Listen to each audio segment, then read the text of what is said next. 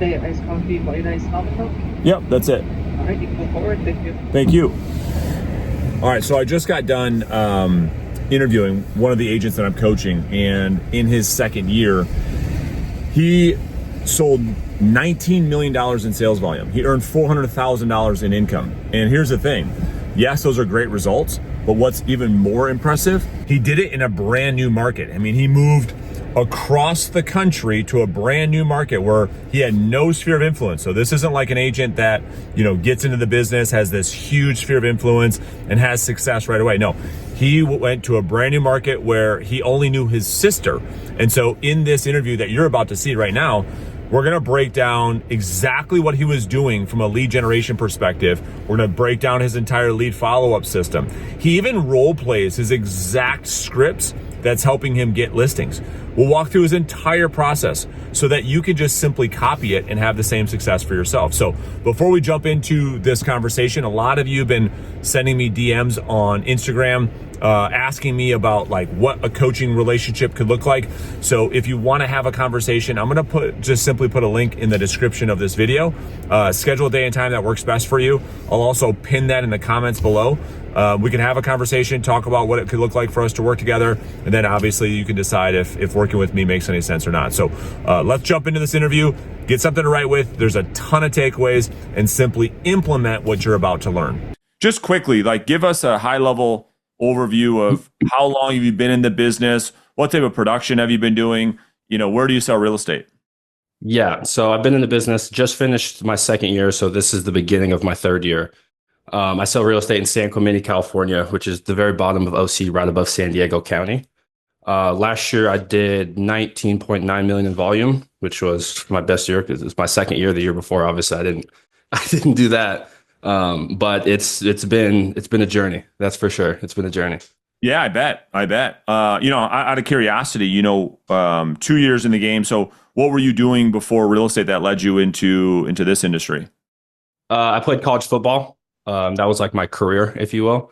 And then I came out to San Clemente. I'm originally from Kansas City. I sold my beat up Chrysler, moved out here with a couple $1,000s, no car. And I just started grinding. I started bartending just to pay the bills. And then I got my real estate license and just took off, man.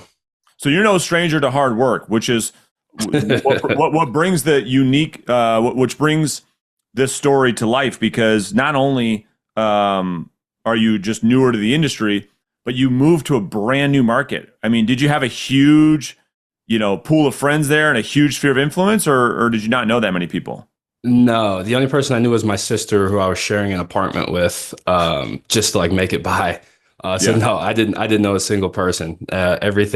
All the business I've done have been through people I've met via prospecting. There's been no sphere deals for me. Yeah, so that's amazing. I mean, truly. And so, because there's a lot of people on this workshop right now that will listen to the podcast later that do sell real estate where they grew up, and they're filled with all types of limiting beliefs and all types of stories on why they can't succeed in this market and interest rates and the housing market, et cetera, et cetera. So you, last year, in one of the most difficult real estate years in a brand new market, do almost $20 million in sales volume. What type of income did that represent in your market? Yeah, so earned income. I have the luxury of having a really high price point out here. Earned income was just under 400,000. Yeah, so that's really good for your second year. What's the goal for this year? The goal for this year is in earned income is $500,000. It's $500,000. Got it. Yeah, I love it. Big jump. So let's talk this through, right? So you play college football, which it is a job, right? I mean, it's really, really difficult to make it. And so obviously a lot of that discipline and work ethic translate into what we do today. And so just going back to when you were brand new, maybe before we were working together, what were you doing when it came to client acquisition? What did you think about how you were going to get clients in this market where you didn't know anybody? Yeah, so it's actually really funny you asked that. So I started cold calling just because everyone told me this is how you get business. I started cold calling my second week in real estate. I had no clue what I was doing. I was just calling people saying, "Hey, I have a buyer. You looking to sell?" And people were just hanging up on me. So then I actually looked up some of your YouTube videos, and I was just saying what you were saying. I'm like, this guy knows what he's talking about. So I was just basically just saying what you were saying. and I was getting leads, which was crazy, but I didn't know how to follow up with them. So I had no idea. Like I thought they were just going to call me because we had a good conversation. Like, hey, come list my house, and that wasn't happening. I was seeing all these people I was talking to list their house. I'm like, dude, what the heck is going on? And then that's when finally I was like, all right, enough's enough. Like I need to get a coach. I need a system because coming from football, I'm a big volume guy. Like I know how to crank volume, but if you're doing the wrong things, it doesn't matter. You're just establishing bad habits. So I needed a path, I guess, to follow. Yeah. So again, your problem wasn't work ethic. I mean, you were Yeah. going to work hard no matter what. But to your point, doing a lot of the wrong work still doesn't make up for those lack of results, right? Exactly. So if you're running a bad play over and over and over and over and over and over and over again, no matter how many times you practice a bad play, you still end up with a bad result. Would that be fair? Exactly. Yeah, makes a ton of sense. So let's tell the story. So brand new market. Who were you calling? Like, what lead sources are you working these days? Where are you finding the most success?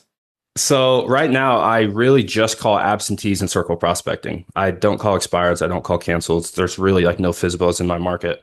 And that's just because what I like to do is target neighborhoods that excite me because I have more conviction behind it. And it makes everything easier for me. Like here in the town I live in, I know the restaurants, I know the parks, I know the schools, I know how to talk about it. So when I do talk to people, I'm able to add so much more value rather than when I was calling expireds, because I called expireds for a little bit. It was taking me all over the county. I don't know these areas. So I felt like I was at a disadvantage because I'm not able to talk in depth like I am about the neighborhood that I know. So I'm just targeting specific areas and cities. So I'm just hammering those over and over. And then once I do get a listing in there, I'm able to then grow through open houses and meet all the neighbors because then I have proof of concept and I'm able to use that as almost leverage to then circle prospect again, saying like, hey, we just sold your neighbor's house successfully. There was a ton of interest. You've seen what's going on with values these days. So I'm able to just get where I want to through circle prospecting and then expand through open houses. Yeah, I mean, it's my favorite business model. I mean, it's why I see you out there. It's like this is why what I talk about all day, every day, like with people that I work with even closer. This is my favorite business model because not only are you in a brand new market, but the other big excuse, the other big one is, but Brandon, I don't have any FSBOs or expireds in my market. How am I going to do this? I'm like, well, be thankful you don't. Be thankful you don't have to even go down that path. So you're going after absentee owners and circle prospecting, and the benefit of that, okay? So the benefit of that is what you're saying is you get to pick where you work. Other than unlike I should say expireds and for sale by owners, we don't have any control where those pop up. And so that has people and agents going all over the place, driving an hour and a half to an appointment there and a 2-hour commute here, where you've targeted this. Were you on the coaching call yesterday, by the way? I wasn't yesterday. Yeah, I need to watch a recording. You did? You watched it? I haven't watched the full thing yet. So for 2.5, 3 hours, we talked about targeting, niching down. This was the whole discussion, which is so ironic that we're now having this conversation. So for those of you that were on the coaching call yesterday, right, Andrew, this is what we talked about. Now here's why it is second year in the business, doing exactly what we talked about, having great success. Okay, but now the next big thing with your approach is, but Brandon, if I circle prospect and I call more top of funnel lead opportunities, it's such future business, I can't get any business. So let's just really get specific here. How many, and I'm assuming, and I shouldn't assume, but what is your method of prospecting? Is it door knocking, mailers, phone calls, text messages, flying out of, jumping out of airplanes? What are you doing? Yeah, so I just have Mojo triple line dialer. I knocked for a quarter, like consistently. I was actually doing 50 door contacts a day. It was the fourth quarter of my first year, and it just didn't seem as efficient to me as calling.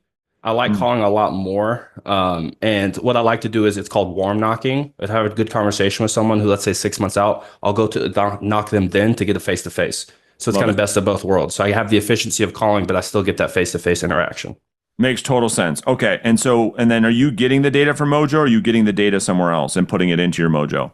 Yeah, I mean, I wish I could sit here and say I was super strategic on how I get my data. A lot of times I just draw a circle around the neighborhood that I like and I just start dialing. Going after it. Yeah. Yeah. So, okay, good. And so going back for a second, so 20 million, how many units was that? I know you have a higher price point, but you can't control that. But how many units are we talking about? So it was 11 units, and two of those I double ended. So Got it. call it 13. 13. Okay. So the first question, if I'm an agent in the audience saying, okay, great, man, if I don't have to call FSBOs and expires, that'd be great. But the problem is that I don't get any business. So 11 to 13 units, were those from conversations, Wyatt, that came from the first time you spoke to them? Or did it come out of you building a pipeline and you following up with that pipeline that turned into appointments later down the road? Yeah. So my first listing from Circle Prospecting, to be honest with you, I don't want to say I got lucky. What do they say? They say the harder you work, the luckier you get. Sure. I called a lady who was getting ready to list in 30 days, which It is happens. doesn't happen very often, but it does No, happen. but it does happen when you do the amount of volume that I think that you're doing. Of course, it's a numbers game. You're going to run into somebody for sure. So Totally. one out of your 13 deals fell in your lap and you hit somebody at the right time at the right place. Exactly. What happened to the other 99% of them? So the other one was an absentee owner I had called November 2023 of my first year. He didn't convert until August of last year. So that took a while, but as soon as we closed that, the neighbor saw what we did, and now I'm getting ready to list the neighbor's house actually next week. So it's like all of this compounding residual effects of the work I did almost a year ago is still paying me today, if that makes sense. Totally. And I just want to give people a time frame, right? Because that was one of the questions I had in my head when I was a new agent. I said, okay, fine. If I put my head down and do this, like, let me just ask you, Wyatt, how long do you think it would take an agent who's going to circle prospect and call absentee owners every day, 5-6 days a week, before they actually get their first sign in the ground? I would say a conservative number is 6 months. Personally. Love it. It's great. It's a great expectation. And then from 6 months, what can they expect once their pipeline has matured? Yeah, I think if you leverage that first listing the right way, I don't see why you can't turn that into 2-3 more listings. Because if it's in a good area that's super desirable, the open house is going to be busy if it's priced right. And if it's priced right, you're going to have all this traffic coming in. And not all those people are buyers. Some of them are neighbors. A lot of them, especially in my market, we're in a low inventory market, are sell to buy because their down payment or their cash buyers is their house. So they have to sell to buy. So then you might get 2 deals from it. That's what happened to me is I was doing these open houses and all these sell to buys kept coming in. So I was getting these double deals.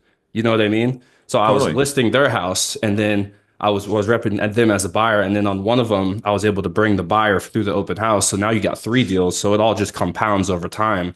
But if you're taking a listing in a really good area that people want to be in, like the volume in terms of prospects is just going to come to you at those open houses. Totally. And I 100%. And we're going to talk about that in more detail in a second. So how many conversations are you typically having every day in terms of new prospects? Yeah, so my minimum is 30. So I have the Jesse Itzler's giant calendar that has the entire day of the year. And I love that Red X theory that you teach because it truly is. If I don't put my Red X on there, I get mad at myself. I'm like, why aren't you doing what you said you were going to do to hit your goals? So it almost like keeps me accountable and I can look back and see every day in January this month that I missed or that I hit my goal. So powerful, isn't it? It is. I love it. It's crazy. So you're doing about 150 conversations per week. And typically, I know there's averages, but typically, do you know your conversion from contact to lead with this method?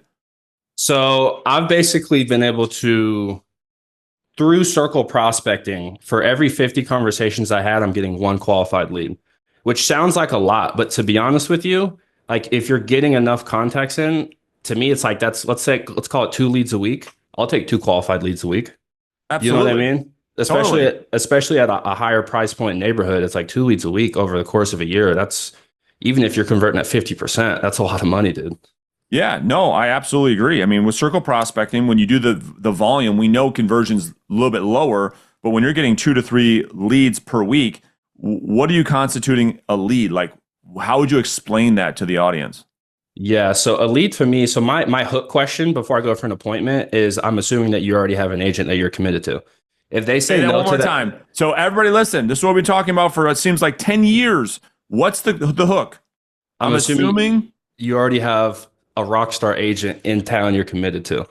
And And what if happens when you ask that to people? How do they typically respond? a lot of people are like, well, not really. I mean, we know a couple realtors, but because people just they want who's going to bring them the most value. From what I've found, very few people are actually truly committed to the realtor. There's a few out there, but I feel like if you can bring someone enough value, they'll think twice. Totally. And so funny. I don't know. I can't believe you weren't on the coaching call yesterday. I mean, this is what I spent 3 hours talking about yesterday. This was the very thing where everybody knows a realtor. So if you ask that question wrong, it will downplay, right? If you say, hey, well, do you know a real estate agent? Everybody says yes. That's the bad question. Yeah. But when you say, I'm assuming if when you go to put this house on the market, you've got a phenomenal agent. You probably are working with one of the top agents that you trust 100% with your home, right? Well, not really. No one can say that, right? Yeah. And so then from there, okay, fine. So that's number one. And then how else do you classify a lead that you're getting 2 or 3 of these a week? Yeah, I think a really powerful question for me is it option just to rent it? Because that's when they start spilling the beans on their actual situation of no, we can't rent it because we need that equity to move to the single story.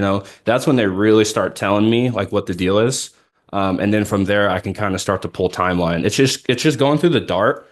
I used to when I first started read the script. Like I feel like most agents do read this, but the thing Sure. is, you could be talking to a prospect, they'd be like, "Yeah, my husband just died. It's in a trust," and they throw all this stuff at you.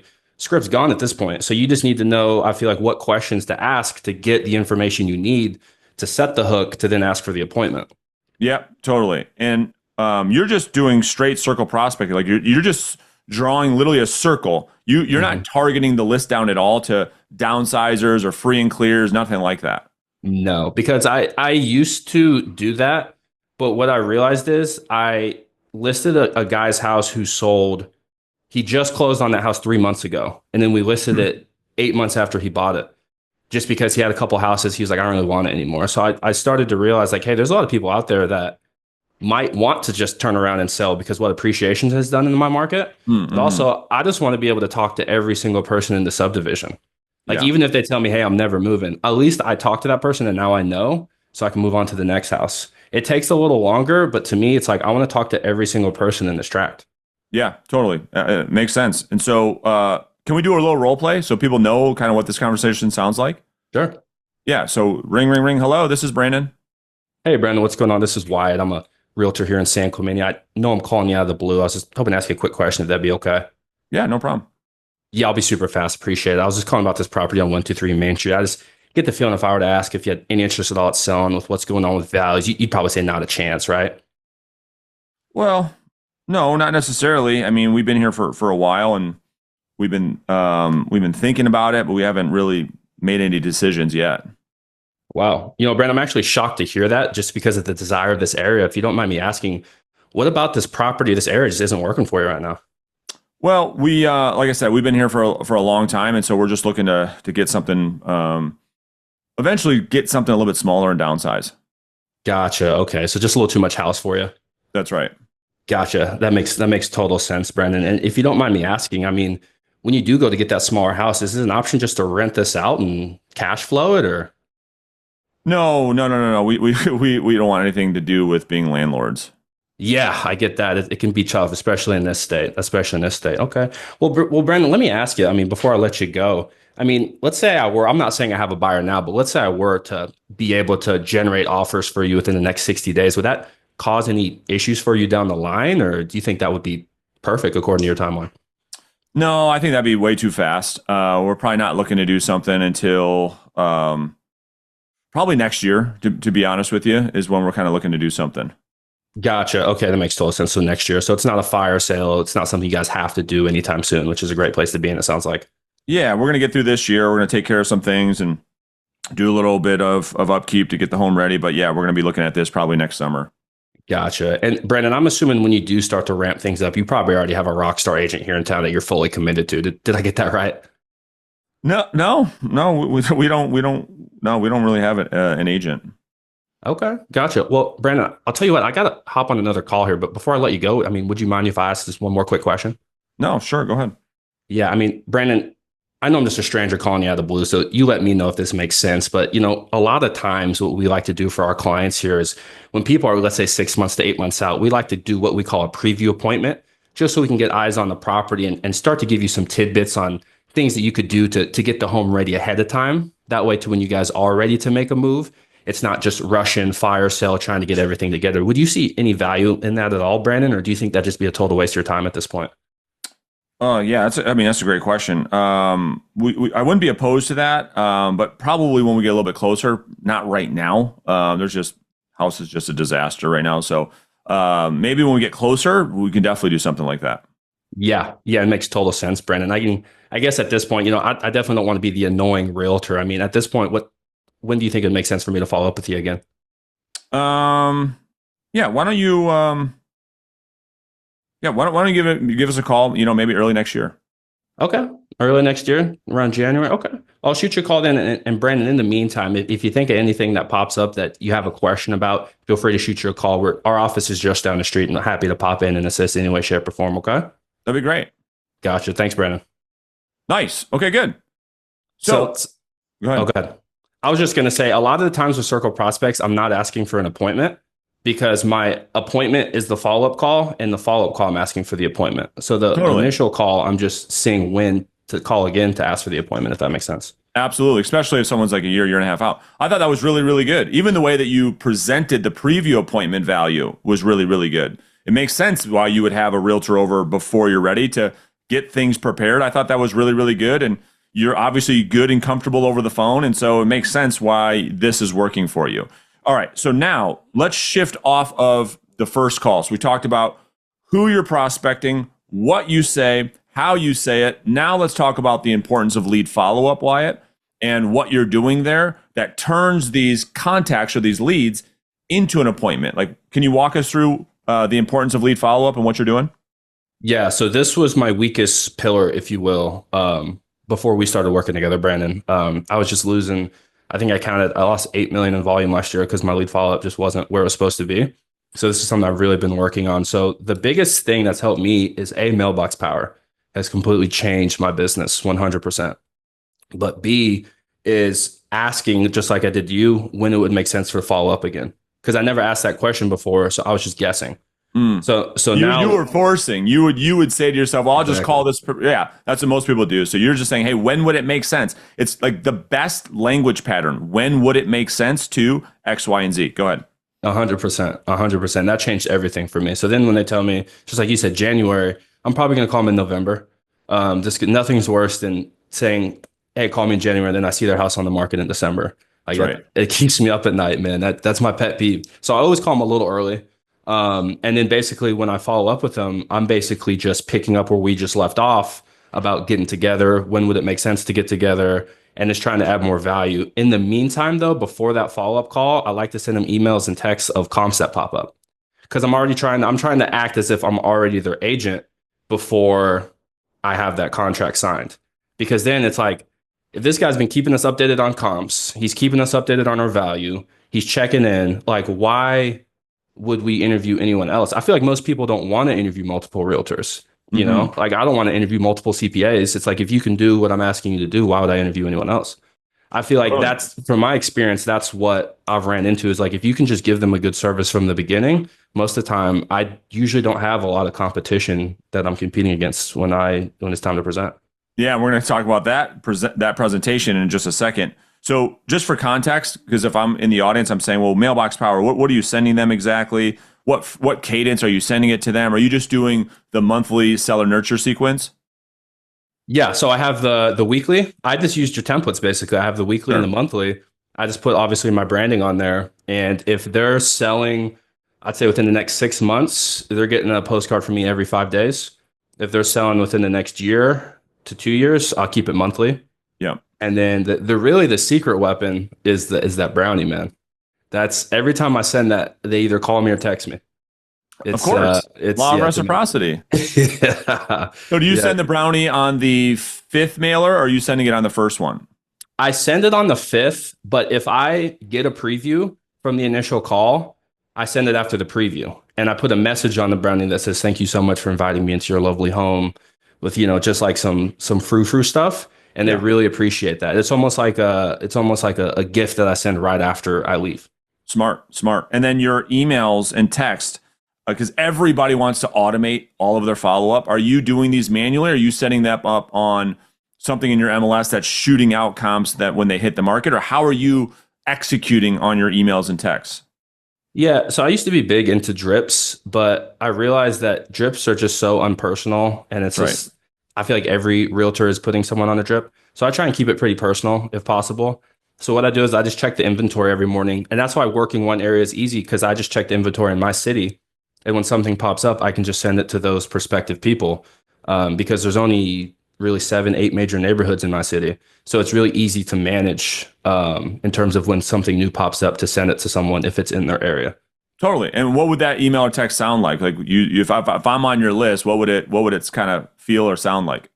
Yeah. So depending on how hot the lead is how aggressive it'll be. So like it might just be like, hey, John, did you see 123 Main Street list for X amount? Isn't it crazy what's going on with values here? I remember back in the day when these homes were going for 500,000. Now it's 1.2. Just like a little message that's like, it's a little teaser, but it also just shows them the comp. And if it's not that warm of a lead, then I'll just talk about the comp and I won't add in the, isn't it crazy what values are doing? Because I don't want to come off too salesy if they're too far out, if that makes sense. So I just base it based on how hot the lead is. Well, I hope what people are hearing, like, I bet you 99% of the people that listen to this now or in the future have missed the reason why you make this thing work. It's all about the follow-up. And the follow-up specifically, not automated follow-up, not throwing them and tucking them into a CRM and hitting go. And it's no. What you're doing is what we call going deep, not wide. One, you've targeted an area. Two, once they're in your world, you're actually nurturing people, not leads. They're not just numbers inside of some database. That's Bob. That's Nancy. That's Jill. And so when things pop up, you actually know these people inside of your world because you've already emailed them and texted them, which don't speak to this yet because I want people to understand when it comes time to present, the business has already been earned. And so we'll talk about that in a second. But I am curious, how are you managing these relationships? Do you use a CRM? Do you just use pieces of paper? What are you doing to manage these leads once you do generate them? Yeah. So for me, the simplest methods work for me the best. So I didn't want this like elaborate system of like, I know a lot of people are big on tagging. I use Follow Up Boss as a CRM. Sure. Okay. I simply just set a task and that task auto populates to my Google Calendar. So if they say call me in January, I'll just set a task to call them in November. And so you don't forget. Exactly. And then I'll see my Google Calendar, which is time blocked, and I'll get an email reminder, call Jim, and I'll just pick up the phone and call him.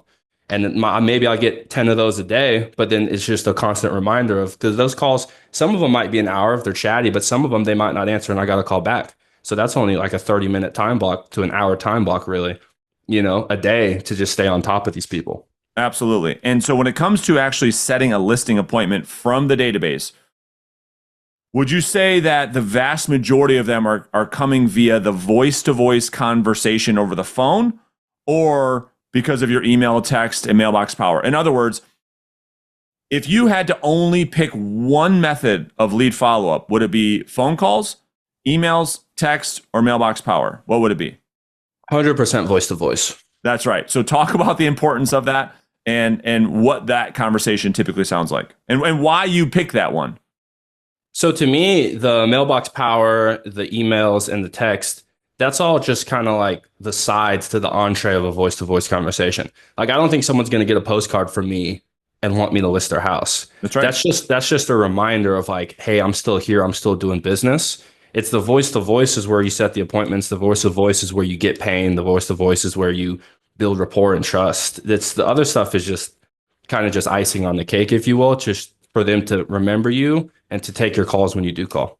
Yep. And so for everybody listening, I just want that to be a really good takeaway that if you're going to if you're not going to follow up the way that Wyatt's talking about, don't even prospect. I'm dead serious. It is that vital. And so if you're not going to do that, right? If you're going to prospect and then follow up and not make phone calls, I also wouldn't prospect. So stop trying to avoid and getting out of things and automating things and none of that works, right? We've got to make the calls And then we've got to follow up with voice-to-voice conversation to move that relationship, because it's not about what you say to people. It's about how we make people feel that will determine how they treat us. So when does it like come to that voice-to-voice conversation where you're actually setting the appointment? What happens? What do they typically say? What are you saying that says, yep, we're ready now? Why come on over and meet with us? So typically I'd call it anywhere from the 4th to 5th call where I'm setting the appointment most of the time, sometimes sooner, but most of the time I'd say 4th to 5th. And a lot of times it's simply just about asking for what you want. It's just about asking, the timeline's starting to close, and it's just simply saying, hey, would it make sense to get together and, me take a look at the place, and, I can give you my 2 cents on what you could do to increase the value a little bit. And then if it makes sense, we can continue the conversation from there. Like I'm not like selling too hard. I'm just saying, hey, it doesn't make, just like your language, Brandon, does it make sense to get together and me to get eyes on the property? It's the easiest call of all time. 100%. If you're wondering about what to talk about in lead follow-up, that call itself is not the problem. It's the lack of what hasn't occurred that led up to that call, which is causing you to say, what should I say? Because what you're doing, Wyatt, is you get a little reminder. All these things have been in place. You've been texting them, you've been emailing them, you've had tons of conversation. You know the person, and it's like, hey, the last time that we spoke, you mentioned that you guys were thinking about doing something here. Just wanted to see if it might make sense at this point in time for us to actually get together. Now, and then people say, yeah, yep, it does. I want you to talk about how easy that listing appointment is doing this method versus going on an expired listing appointment. Because in my experience with a pipeline business model like yours, the business is already pretty much won by the time you get the appointment. Has that been your experience? 100%. I don't think I've I guess competed against people, but I didn't know I was competing against them. They told me after the fact. And I've never presented to someone and not gotten a listing just because I've never presented and not gotten a listing before. So you have 100% listing appointment met to contract sign, 100% close rate. Yep. Yeah. Makes total sense. And because? Just because I've done the work before I've even gotten in the door. Like I've already been working for them.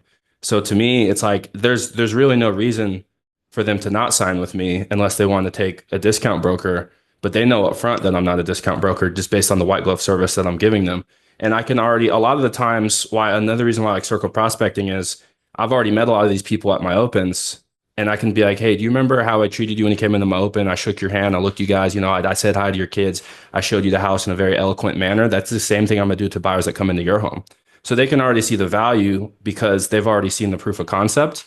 And it's just, I don't know. A lot of people just tell me you're just different than a lot of realtors. And I just think that's because I use a different language pattern. I just feel like what we learn here is a lot. It's very non-traditional. It's not like hard driver sales. You know what I mean?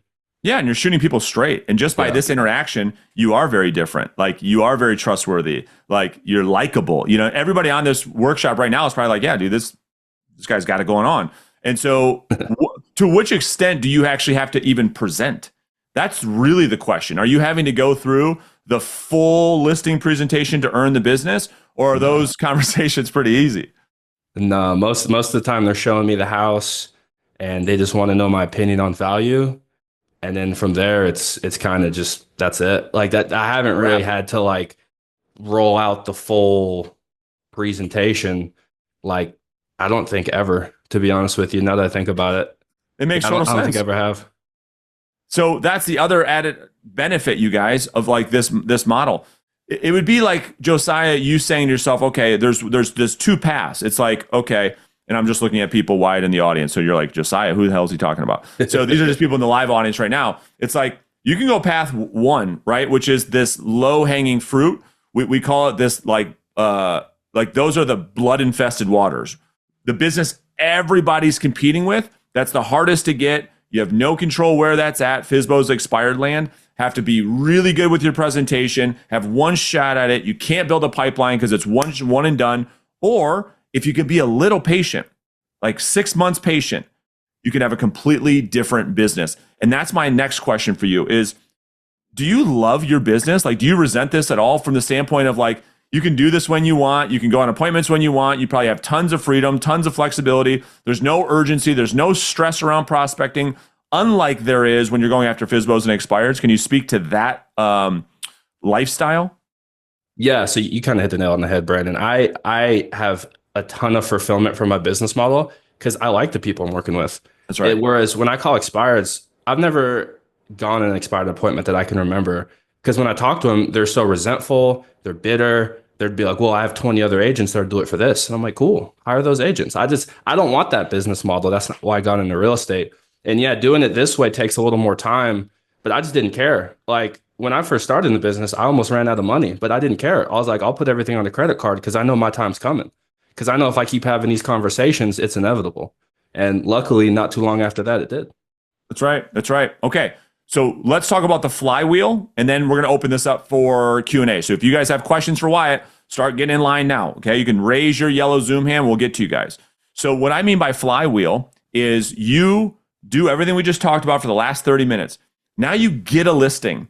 Talk to us at the importance about how you're leveraging that listing with open houses for more listings. I can't, for some reason, I suck at explaining this to agents because I keep saying it and people keep not doing it. So maybe you could say it better than I can say it because I'm not getting the point across that open houses is my favorite way to get more listings. Tell us your experience.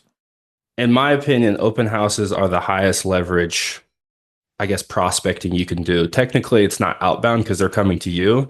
But if they're in a good area and they're priced correctly, there's going to be a slew of people there. And when you're there, it's simply, instead of trying to sell people, just get to know people. Like one of my old mentors told me, just make friends. Like people coming in, I'm shaking hands, where are you guys from? Even if they say they're working with someone, I still get to know them because a lot of the people, they're working with people, they still circle back and they still want to talk to you. You know what I mean? Because you're just treating them a little different than most realtors do. So what I do is when I get a listing, I'll call around and I'll invite all the neighbors to the first open house because I want to meet everybody. So that's the first round of circle prospecting. I'm not selling anyone. I'm just saying, hey, we're listing your neighbor's house. Come on in. Then once we start getting offers, again, if it's priced correctly, let's say we get 2-3 offers, I'll call around and be like, hey, we have multiple offers. You know, it's kind of crazy what's going on. We have some people that are going to miss out. Are you guys open to considering, you know, having some buyers come in and check your place out, right? Then after we close, I'll call them again and say, hey, we just closed. Here's our final close price. Because not everyone looks at Zillow in their neighborhood all the time. I tell them a little bit about the sale. It's obviously because you're involved in the sale. So you can tell them, hey, this is what happened. This is how many offers we had. This is how much interest. This is how many people came into the opens. And then you can see if there's any curiosity on their standpoint. In this low inventory market we're in, we're seeing a lot of neighborhood records because there's not a lot of inventory. So things are getting bid up. So you can tell them like, hey, isn't it crazy? Your neighbor's house sold for 1.2. What'd you get yours for? Oh, I bought it back in the 80s for 200,000. Wow. What a return on investment. And then they start getting curious, like, oh, I could cash out and become a millionaire. You know what I mean? So then you just start to generate interest. And then I'm typically able to set anywhere per listing from 1 to 2 previews just off that. I'll call it the 3x3 method alone. Yep. And that's not even doing the open houses. Open houses are, you meet even more people. That's just the circle prospecting around the open houses. That's right. And I'm going to ask the live audience, what is the most powerful marketing of all time? What is it? Throw it in the chat. Let me see if you guys, you didn't say the word, Wyatt, but everyone's saying the phone. Nope. What is the most powerful marketing of all time? Referral. This is even more powerful than a referral. Nope, nope, nope. These are all good things. Nope. It's something called social proof. That's what's going on. Because here's the thing. Social proof is more powerful than a referral because even a referral, they haven't yet experienced it. They're taking somebody else's word for it. In other words, people don't believe what you tell them. They think you're full of it, right? They sometimes believe what other people tell them, but guess what they always believe? What they experience for themselves. So when they see you at an open house and how you represent somebody's other home, you don't need to tell them anything. They're experiencing it. They've had their own experience seeing you in action. There's nothing more powerful than that. Open houses is the only, to Wyatt's point, leveraged opportunity you have to show somebody how you work and get out of telling people how you work. It's way more powerful. Then the same thing. We circle prospect. We have that. We shake their hand, put them in the database. When they have time to sell, you win the business. It's really simple, but you got to do the work. Why? Would you agree? 100%. And the easiest appointments I go on are people I met at my open houses Mine too. because they already know how I work. They know I'm not the agent who just throws it up on the MLS and outsources open houses. They saw me in their work and going up to every single person, shaking every person's hand, calling around the neighborhood, door knocking around the neighborhood. Like I have sweat on my head when I'm at the open houses because I'm running around, and they see that, and a lot of people respect that. And yeah, you have the social proof and the proof of concept. That's right. And so that's what we call the flywheel, right? So he does all this work. I won't share my screen just for the sake of time, but he does a bunch of lead generation, cold outreach. He brings people in his world. He gets a listing, and that listing gets him more listings. And the more he does this, I promise, Wyatt, you do this for 5 years, you will never have to prospect ever again. It will. That's the goal, man. All the business will come to you as a result of this flywheel model. So anything that we didn't mention about your process that you think is worth mentioning before we open this up for Q&A? Not really. I mean, I think real estate, from my little 2 years of experience, is a lot simpler than people try to make it seem. They try to make it seem like we're curing cancer here. It's really just about doing the same thing over and over and over and over again. Like my favorite like method is what Kobe said about if I practice 3 times a day and you practice once a day, eventually over time, I'll be so far ahead of you that I can completely stop practicing and you can practice 3 times a day and you still won't catch me. That's how I view prospecting. Like I'm just creating separation from everyone. Even if you've been in this market 10 years, like I'm just going to talk to more people over time than you. That's right. 30 contacts a day times 240 days is 7,200 conversations. You do that for 5 years, that's 35,000 conversations. There's not an agent in their career that would be able to catch you. Yeah. And so that's exactly what happened to me, right? And so that's why I say 5 years, 35,000 contacts later, you're unstoppable. So dude, awesome story. Like I'm fired up. Like this is the best business model out there. So Xavier, let's go to you first, my friend. We'll get you unmuted. Go ahead. What questions do you have for Wyatt? First of all, Wyatt, I mean, I appreciate you coming on here. This is the business model I've been looking for. I don't want canceled and expired. It's just a whole nother headache. But my question to you was, for the preview, what kind of value are you providing both physically and verbally in terms for the sellers to actually, see value in the preview appointment? Yeah, so I think it depends on the house. So a lot of houses need, let's say, paint X, Y, Z, and a lot of people don't understand. A lot of the questions I get on previews is how much money should I put in compared to how much I'm going to get out. And I think our job is to kind of tell them like, hey, you remodeling the floors might not get you as much as you think. You know what I mean? Because whoever comes in, if they hate hardwood, they might put in engineered hardwood. So you're out 30 grand. So telling people little stuff like that to add them value, to kind of just show them what's going to get them the most amount of return for the littlest amount of money they put into the home as possible. And also just having great referral partners. Like my painter, contractors, my stager, they are so white glove too that they help me drive the sale forward because they're able to get in there and they're able to talk like, hey, yeah, we're going to be able to do this like this. And, they almost get the client excited. So having good referral partners really helps me as well add value. And just think about it, Xavier, like a home sale consultation.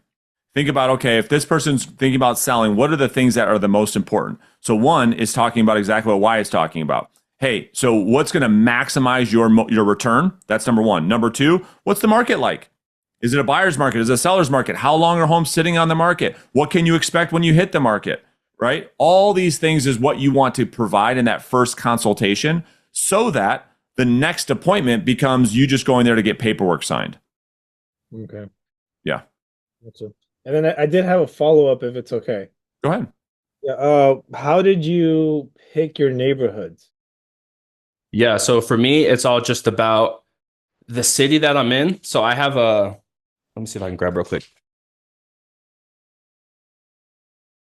So I have a map of the city that I work, and I bring these to all my open houses because I like to bust this out and kind of like help teach people the town. So I basically just picked different neighborhoods that I wanted to be within, and I just started hammering those neighborhoods. So I picked like 3 neighborhoods. So really call it 5,000 homes. And that's just what I hyper focused on. It's just whatever neighborhoods make you excited, man. Like if there's a neighborhood in your town that when you drive through it, you're like, I can't imagine having a listing here. Those are the type of neighborhoods I want to be in because they fire me up. It gets me excited to call because I'm like, I can't imagine having a listing here. Those are the type of neighborhoods I like going after. Was it, and I think what Xavier's asking, and I can help you out a little bit, Xavier, is like, was there any like, if I'm in this price point, they tend to sell with multiple offers really quick versus this price point, or was just, I want to be in this neighborhood, these houses are sweet, and this is where I want to work. To me, it's just where I want to work. I'm not an analytical guy at all, to be honest with you. I'm not running the turnover numbers. I'm just the neighborhoods I like. Yeah, I'm attacking those neighborhoods. I don't really care what the average turn time is. You're just a high driver. It's like, dude, just show me the work and I'm just going to get after it. 100%. You don't overthink anything if I had to guess. No, I'm an implementer. Love it. Xavier, is that helpful? Yeah, appreciate it. Yep. All right, go ahead, Susan. Yeah, congrats on your success. Amazing. I'm also in Orange County, but Let's go. I'm in Newport Beach. And so I love what you're doing with in San Clemente, but I find in Newport Beach is such a competitive neighborhood. You probably know, like Tim Smith, the Alton brothers, like you have celebrities here. Mm-hmm. And I actually do live in this area. Like I bought, I've worked my ass off to get here. And I would love to work my neighborhood, but that's like what I'm finding is the competition. So you're saying in your area right there, like there's no agents that are like hyper focused in the areas that. Oh yeah, there is. There's a ton of big agents here. Yeah. Yeah. So how do you get yourself to be like, like really stand out? Because like, I mean, your white glove approach it's a lot what is here. You know what I mean? Mm-hmm. Yeah. That's what I'm OC clientele, they have a different expectation for service here than I feel like most other people in the country. Mm-hmm. So to me, it's I don't really care what a big agent's doing. Like there's an agent in my market who's doing almost $1 billion in sales. I don't really care what he's doing, to be honest with you, because to me, if he's doing that, there's no way he's hitting 50 contacts a day. That's how I look at it personally. I don't really focus on competition. Like I'm aware of it, but I don't really care what the big agents are doing. I'm going to talk to more people than them. And if I ever have to go head to head with them, they can show their amount of sales, but I'm able to show how much I hustle because I guarantee you I'm going to call more than them. I'm going to follow up more than them because I'm going to be just more specific than them. That's my advantage is I can be, if you have 20 listings, you're not going to be able to focus on this one listing as much as I am. So to me, that's my advantage. I just don't see the point of focusing. Newport, there's monsters in Newport for sure. But show me a desirable neighborhood where there isn't a dominant agent. I don't think that exists. That's right. And I would add too, it's all about market share, right? Even if there's a monster in a market, like the biggest monsters we're talking about might have, listen, get ready, 10% market share. Meaning 9 out of 10 homes that get sold aren't going with that person. So there's so much opportunity. And I think what a lot of agents do is say, well, I'm competing with such and such, and let that be the story as to why I'm not going to do 30 contacts. Why it's doing 30 contacts, regardless of who's doing what. He's not worried about them. He's worried about his 30 conversations. How many of your 30 conversations, Wyatt, do you hear people say, well, if I do list my house, I'm going to list it with a famous person or the big time person, roughly? I might hear that once a week, if that. So once a week out of 150 conversations, he hears it once. The other 149 people, they don't. Would that be fair? Yeah, I feel like most people, they're not best friends with realtors. They might have seen this guy's billboard around, but that doesn't really mean much, Like if you're there and you're on it, what reason do they have to go talk to that guy? Yeah. That's how I look at it, at least. It's great. Another question that I do have, because I've changed my model, because I was also doing 31 contacts a day, and I appreciate the white glove approach, is that I was switching it to Tuesdays and Thursdays being heavy follow-up, because like what you're doing, like I also do too, like, search what's selling in a neighborhood. So do you do that as well? So that way you're not like cramming yourself like all in one day trying to do these follow-ups, or do you just sprinkle the follow-ups and then do 31 fresh contacts a day? Yeah, I don't really have a follow-up day. I just basically, I always try and get a date or a month of when I should call them back. So I'm following up with people every day. I try to do at least 5 follow-ups a day.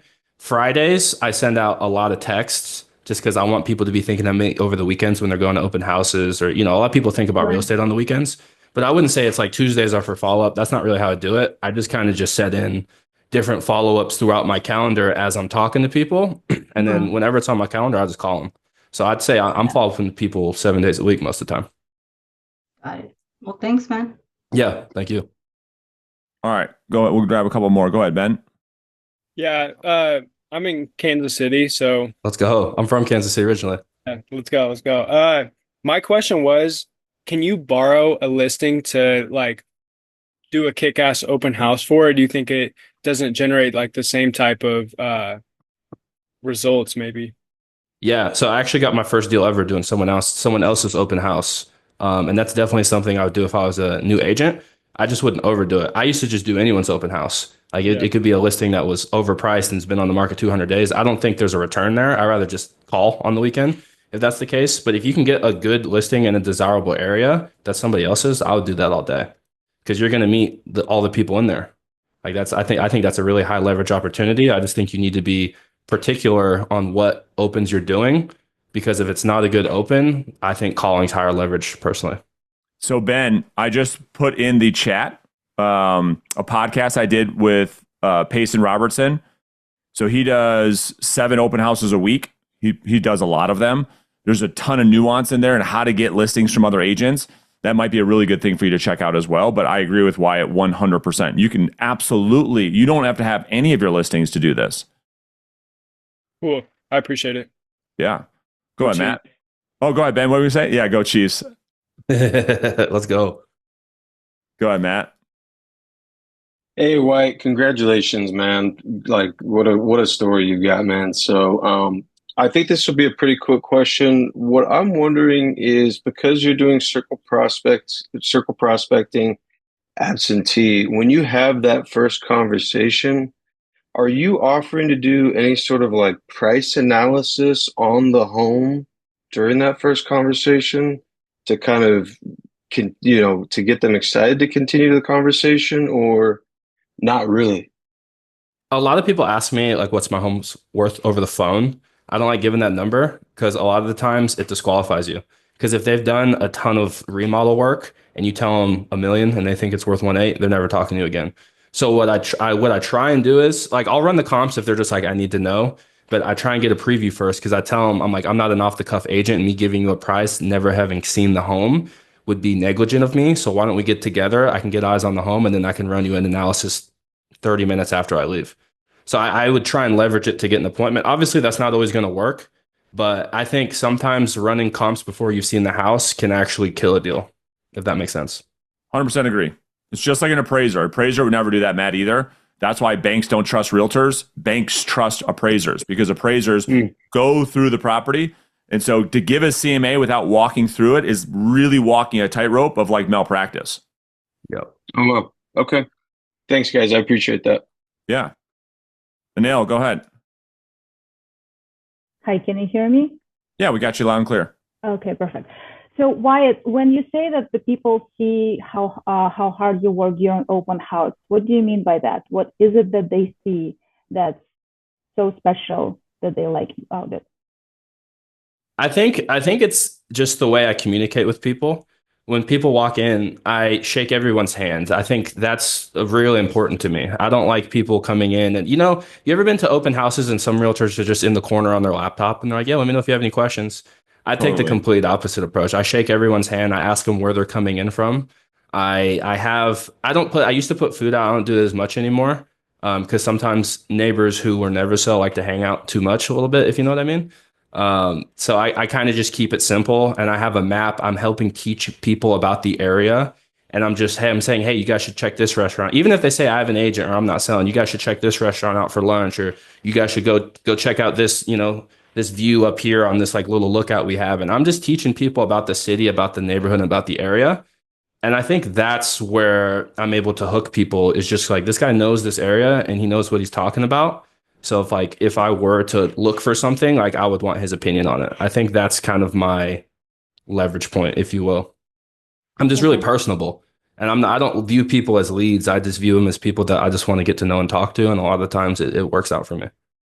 Okay. Then the same time, you're all by yourself in that house. Do you have helpers who are actually making sure that nobody's messing around in the house upstairs? Well, look at him. No one's going to be messing around in a house that Wyatt's holding an open house. Are you kidding me? I usually do it by myself. Sometimes my girlfriend's also licensed. I'll have her help me, because if it's a single story with an ocean view here, like those are like, you're talking like 50, 60 people coming through. It's like a house party. So I need someone else there to help just like talk to people who I'm not talking to, because I want to make sure that they always talk to somebody. But if that's not the case, then it'll just be me. Okay. Thank you. Yeah, of course. Ariane, go ahead. Hey, We got Wyatt. two more. All right, so we'll do Ariane, Denise, and Joe. Thanks again, Wyatt, for your time. Yeah, of course. Thank you. So I just have one question. How do you like to time block when you're doing your prospecting follow-up, when you're calling back neighborhoods? Because I imagine it's a little bit different than waking up and calling expireds at 8 a.m. and then for subway owners. Yeah, so this is funny. I was actually talking to one of my buddies about when's the appropriate time to start circle prospecting, because some people will get mad if you circle prospect them at 8. So what I do is I like to get like warm. So I call the next city over that to person I just don't care about as much at 8 a.m. And I circle prospect them 8 to 9. So then by the time I get back to the neighborhood I want to work, I'm already like 10 to 12 contacts deep, and I already kind of got my flow going. And then it kind of just warms me up. And I've only had a couple people yell at me for calling them too early. And what I'm starting to find is I'm starting to get leads in this city now too. So now I'm growing like a little mini farm in this city that I didn't even really care about as much, just because I'm calling from 8 to 9 every day. So I guess the time that you would start calling expireds, I'm just starting to call circles, if that makes sense. Yeah, I think to add, I think what Ariane's asking is there any urgency based on this model? Because my argument for 20 years is there's no urgency. You can do the calls. They don't have to be at 8 a.m. They could be at noon. They could be at 3. They could be at, right? There's no, I don't know if you've tested this or not, but like this model does not require you to start at 8 a.m. I think is what he's asking. Yeah. So I personally just like to call first thing in the morning. Because for you it's when you're most productive, but not because of any other reason. It's not because. Yeah. Sorry, go ahead. What do you want to say? No, you nailed it. It's because I'm most productive, right? I feel like I have the most flow in the mornings. And not only that, I personally just think from a resistance standpoint, it's harder to get on the phone later on in the day. Because if I haven't made any calls and it's 3 o'clock, it's very easy to talk yourself out of making calls that day. You're like, oh, I've already been on a couple appointments. You know what I mean? No, I like to get it done. Basically, I'll call from 8 to 12 every day. And if there's still contacts left over, I'll keep calling. Or if the rest of my calendar's free, what I'll do is I usually go work out from like 12 to 1, because that's usually like 12 to 1, 12 to 2. The phones are usually pretty slow. But then I'll get back on usually from like 3 to 6 or 4 to 6. And I'll grab those people who are getting off work, who typically are open to talking a little longer because now they're home. Got it. So Aaron, does that make sense? So like, unlike an expired or FSBO where there's a strategic advantage to being the first voice, Wyatt's doing it from a personal productivity standpoint, that he knows in the morning I'm the most fresh, and it's the most likely that I'm going to do the hardest thing. It's like, yeah, eat that frog, right? Brian Tracy's book. Yeah, get it out the way right in the morning, and then that's exactly right. That's exactly 100%. Right. Right, but like at 8 a.m., you don't get too many people being upset. Like you're just calling me to ask me a question at 8 o'clock, right? As opposed to expire where there's a reason. No, because they gave me permission to ask the question. I ask and ask. They could hang up on me, or they could say, no, you can't ask a question and hang up. They just gave me permission to ask. So to me, I'm like, I don't, you know what I mean? Most of the time, they're like, yeah, ask. Great. All right. Thank you so much. And for like when you're recalling neighborhoods and stuff, do you have a specific time block, or you just do it like between 8 and 12, whenever? Nah, dude, I wish I was that organized. No, I basically just do clockwise through the entire city. And then when I reset, I switch numbers and then I do it again. Awesome. Thank you so much, bro. Yeah. Great. Go ahead, Denise. Oh, just unmute real quick, Denise. There you go. There you go. I was just saying that was actually my question also about what time does he call? What time did he find to be the best, time to call? So same thing. Yeah. And again, from a coaching perspective, the best time to call is the time when you're going to do it consistently. So if that's the question, then it's always the morning, but it doesn't have to be 8, right? You could start this at 9. It's like, get up, take your kid, do whatever you got to do. But I just want to make that really, really clear. This is unlike FSBO expired territory, where being the first voice is really important. He's calling people where no other agents are calling. So whether he does it at 8, 9, 10, 4, 6 that's irrelevant. So the only thing there, I think, for context, is if you're talking about when do people pick up the phone, then that would be the mornings and the early evenings, and the afternoons would be the lowest pickup rates. So if that's the question, that's the answer. But he's not calling at 8 because of any other reason other than for him, it's when he's most productive, that when he's going to do the hardest part of his day, it's going to be right first thing in the morning. Yeah, I ask one 100%. of if Yeah. the neighbor sort of new, like a year or two old, would you avoid those? I had somebody actually call me the other day. He wants me to sell his brother's house that died. But when I went to the neighborhood today, I noticed it was other homes that had for sale signs, and it's a new subdivision, just about 2 years old. So I was like wondering why is people moving so quickly. So I'm sorry. Is that one for me or Brennan? Or whoever, either one. So what was the question, Joe? Would you call newer people that have only owned homes recently? Newer subdivisions. I mean, I would answer it. I mean, there's a lot of new construction sites that happens all the time for job relocations and for who knows. I'll tell you the biggest reason is if you ever built a house, it's probably one of the number one causes of divorce. I mean, that's a half joke, but half real. So they go through this 2 years of building this house, of fighting tooth and nail, and then they get in. So if you're talking about playing the odds, all right, so then you would say, well, you'd have a higher likelihood of generating a lead from somebody that's been in their house for longer. But that's not to say that people in new construction don't also sell. Wyatt, I think, would say, well, listen, because he's so diligent, he's like, I'm going to talk to everybody. I don't care if you've been in your house for a month or 10 years or 30 years. I want to have a conversation because I'm building a database of relationships that I know over time, if someone's going to do something, I want a shot at that business. Why is that fair? 100%. I want to talk to everyone in the city.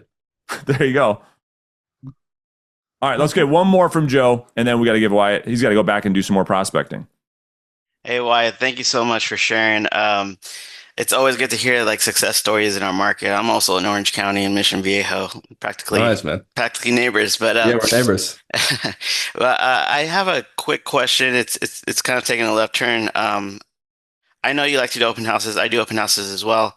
As far as getting burned out, do you actually have a particular day that you take off, or how do you rejuvenate and just kind of take time for yourself so you can, go back into it and get it done? Totally. So I wouldn't say I have like a set day off, because I feel like in this business, you could say you want to take a day off, but then if a client calls you, I bet you're going to take the call. You know what I mean? So it's what I like to do is what's nice about SoCal is we have a lot of places we can go that are close, but kind of far away. I'll go out to the desert or I'll pop down to San Diego. But typically when I do that, I find myself still working. Like I'm still have my laptop. I still have my phone. So I just change the scenery. So I wouldn't say I never take a full day off, but I'll take like half days. For me, a day off is just not hitting mojo, right? I'm still like following up. I'm still talking to people. I'm still moving escrows forward, but I'm just not starting mojo. That to me is a day off, if that makes sense. And then just changing up the scenery, just to get fresh, because this business does get stressful. Yeah, I feel like that's same way too. Is no matter how many times you want to just take a day off, something pops up, something happens. Yeah. You always have to get on that call. Yeah, I get it. Okay, cool. Thanks, Joe. Dude, Wyatt, this has been great. I'm sure we could probably sit here for the next couple hours, and you've provided so much value. And again, there's a lot of good takeaways, but there's multiple ways to do this business. And that's why we wanted to have Wyatt on. And so, man, we can't thank you enough for your time today, truly. Yeah, thank you guys. I really appreciate it. Yeah, absolutely. You guys have a great day. Wyatt, appreciate you. Make sure you guys get signed up for the Prospecting Challenge. Okay. Last day to sign up is tomorrow. Then we're putting people on teams. Friday is the kickoff call. Monday, this thing starts. So get signed up. We'll see you guys soon. Have a good afternoon.